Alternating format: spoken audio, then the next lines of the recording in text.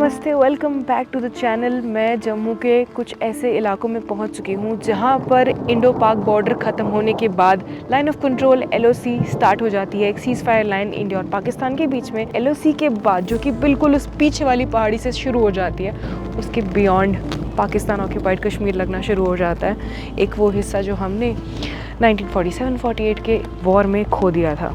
अब मैं जहाँ खड़ी हूँ, इस जगह का नाम है राजौरी।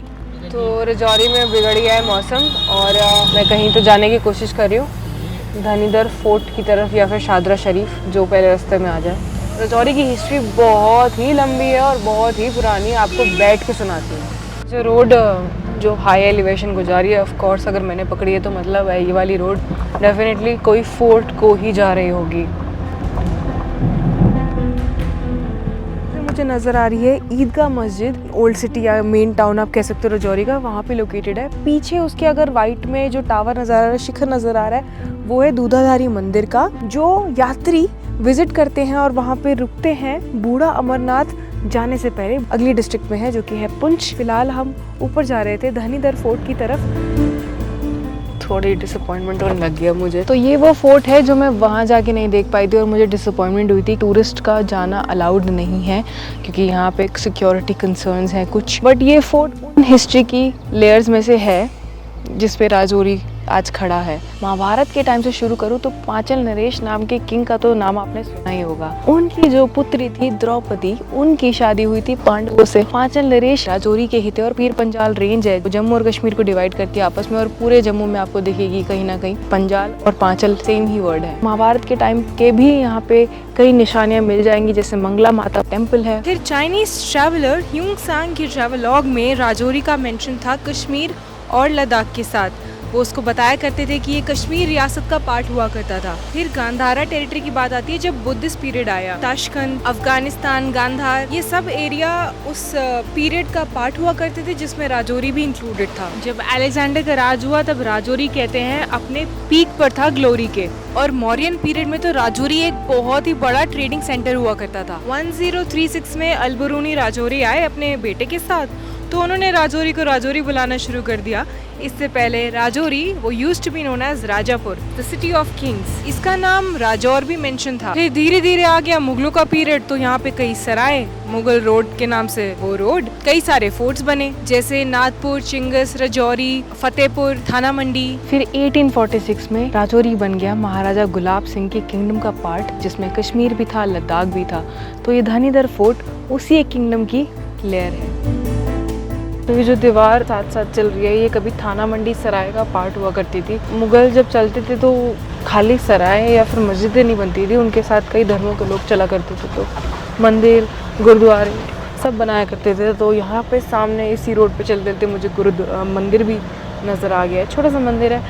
ये शादरा शरीफ के लिए एंट्री कर रही हूँ मैं, और यहाँ पे कई सारे tourist specially from Jammu and Kashmir, इस्लाम धर्म वाले नहीं भी लोग आते हैं यहाँ पे। ये दरबार शादरा शरीफ बाबा गुलाम शाह बादशाह के नाम से जाना जाता है। नीचे जो संतरे का पेड़ है, ये बाबा गुलाम शाह बादशाह ने अपने हाथ से लगाया हुआ है। बारिश का मौसम था तो लकड़ें जल नहीं थी रही, तो इसको इन्होंने निकाल के लकड़ को फेंका था कि जा अगर जलती नहीं है तो जा सदा फलती रहो। तब से पेड़ लगाया हुआ और तब से ये फल रही है। 12 महीने इसके साथ फल लगे रहते हैं। और यहाँ पे मैंने इनसे पूछा कि क्या ये फल तोड़ सकते हैं, तो उन्होंने कहा ऐसा कुछ नहीं होता। ये लोग चुन्नी लेके इसके नीचे खड़े होते हैं तो फल खुद अपने आप गिरता है, तो वो प्रसाद की तरह ही होता है और कोई इसे तोड़ता नहीं है। मतलब आप ब्लेसिंग समझ लो अगर ये गिरता है तो। ये आए हैं 1703 में, 318 साल यहाँ पे हो गए हैं बाबा गुलाम शाह बादशाह को। हर मजहब के लोग आते हैं, अपना अपनी थाली, अपना अपना गिलास, चावल कट्ठे बनते हैं, दाल गठी बनती है, अपना अपना बर्तन लेते, जैसा कि आपने देखा है। और ऐसी जगहों पे अक्सर TRC टूरिस्ट रिसेप्शन सेंटर्स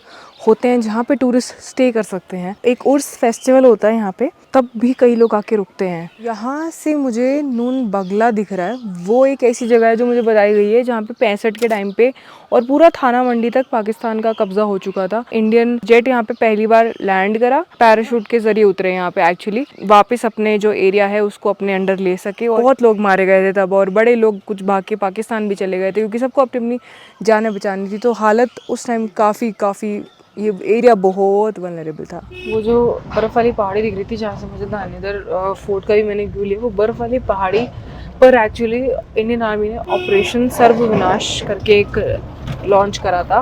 वो पहाड़ी का नाम है हिल काका।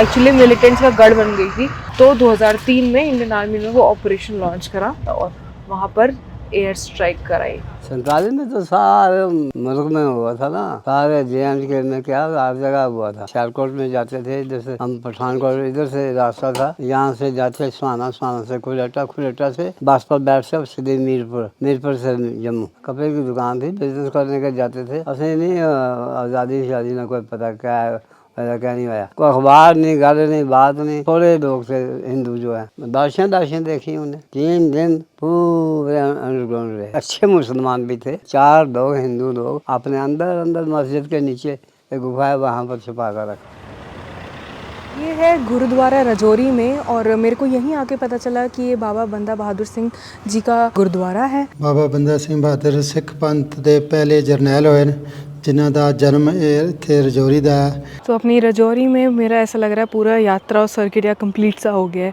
क्योंकि अब मैं पहुंच गई हूँ यहाँ पे एक मंदिर जो कि रजौरी सिटी से बिल्कुल ही करीब है। पॉइंट अभी ऐसा और ये टाइम अभी ऐसा है कि इस साइड मेरी आरती चल रही है मंदिर में और मेरे पीछे मस्जिद से अजान सुनाई पड़ रही है। तो मेरे इस दिन की शुरुआत आज बहुत ही अर्ली मॉर्निंग वाले नोट पर हुई। मुझे पता है अब मेरी एक नई जर्नी की शुरुआत होने वाली है। खैर 2 दिन मैं यहाँ पर आती रही। रनिंग ट्रैक बना हुआ है यहाँ पे, नीचे नदी बह रही है और आसपास पहाड़ है, बहुत ही खूबसूरत एनवायरनमेंट।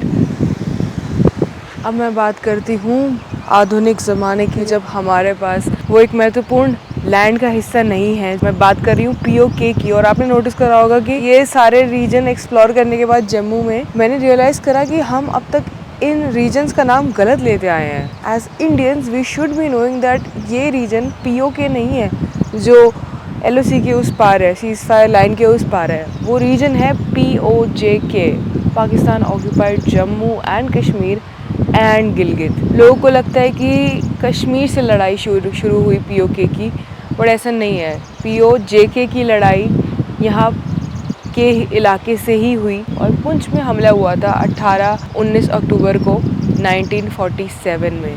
तो इस POJK के साथ लगते इलाकों को एक्सप्लोर करने का सफ़र हियर इन जम्मू मैं अगले व्लॉग में कंटिन्यू करूँगी। For now this is if signing off, bye, I will see you in another one.